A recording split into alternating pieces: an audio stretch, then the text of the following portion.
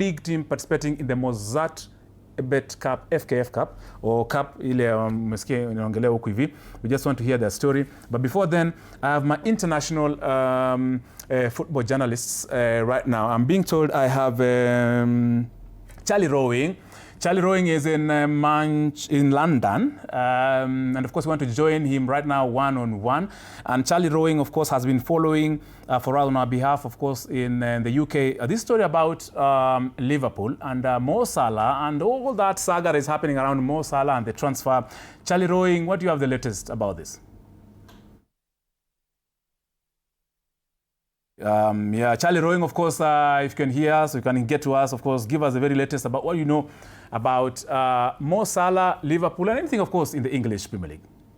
Hi, TV47. A pleasure to be joining you once again.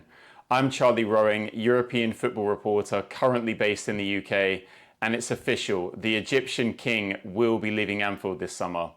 Yes, this week Liverpool confirmed that Mohamed Salah will be leaving the club at the end of the season after 9 extraordinary years where he won everything that there is to win, including 2 Premier League titles and helping the Reds lift their 6th Champions League trophy.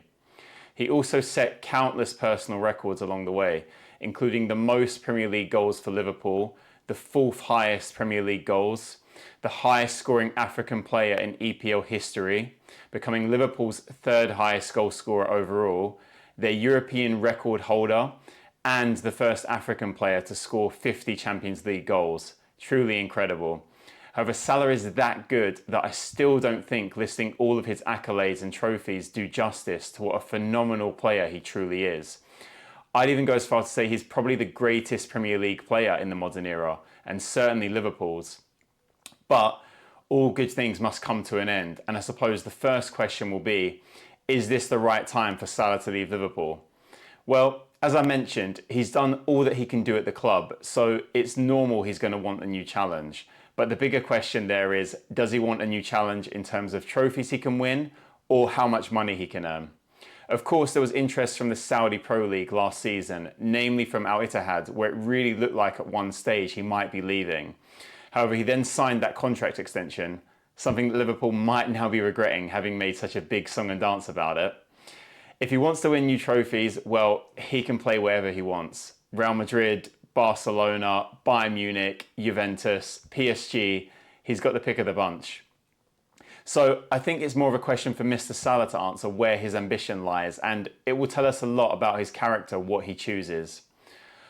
Arne Slot, of course, played a big part in Mo Salah's departure, and there was that interview after Liverpool's 3-3 draw against Leeds earlier in the season where Salah said he felt thrown under the bus really by Liverpool and was an unused substitute in that game, and that someone didn't want him at the club.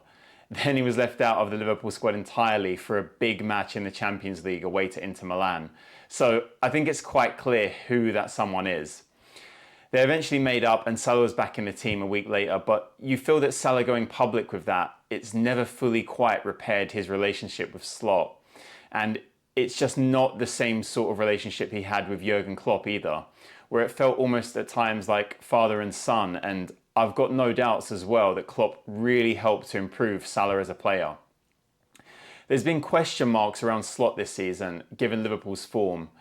He did brilliantly last year, winning the Premier League in his first season at the club. That must have been one of the toughest acts to follow after Jurgen Klopp's tremendous time at Anfield. However, as we all know, football is a results business and you're only really as good as your last win. And with a club like Liverpool's stature, their last trophy, and should they finish this season trophyless outside the top 4, well, there's a real chance of that happening, and then the Salah drama could just magnify that and be an extra weight on the scale of judgment on Arne Slot's future come the end of the season. Now, football does need to move on, and with Salah going out of the door, there's going to be questions like who can fill his boots. And as I mentioned, similar to the manager last season, this will be undoubtedly huge shoes to fill. They've been linked already with the likes of Francisco Conceição, Bradley Barcola, Anthony Gordon. However, I think the most interesting name is that of Yan Diomande. He's a 19-year-old Ivorian winger who's currently playing at RB Leipzig, and Jurgen Klopp has been pushing for Liverpool to sign him, so that's certainly one to watch. Finally, some people will be comparing this to when Eden Hazard left Chelsea back in 2019 to join Real Madrid, with him very much being their star man at the time, and the Blues having faced some struggles since. Although I say struggles, they have still managed to win 3 European trophies, including the Champions League and the Club World Cup since his departure. But I also think it's fair to say that Hazard did give Chelsea a certain X factor that they haven't quite been able to replace, even still today. I think players like Salah are truly exceptional, so it's not as easy as simply just replacing him. Liverpool might even have to adapt their game plan or even change it completely. It depends on a lot of different factors, but I don't think we'll see a downfall, or at least not solely because of the departure of Mohamed Salah. Returning to the now, Salah has still 2 more months as a Liverpool player, so the question will be, can Liverpool finish the Premier League strong with a Champions League place and maybe even holding the trophy one more time? Well, just make sure you're tuned into TV47 to find out.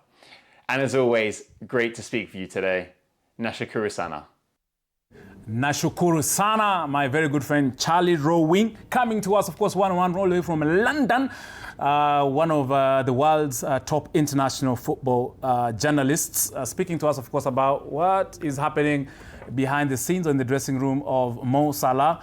We've had, of course, his departure and exit from Liverpool has finally happened. Finally, saying finally because it was spoken for a long time. Now, of course, we have. Remember, stick around also.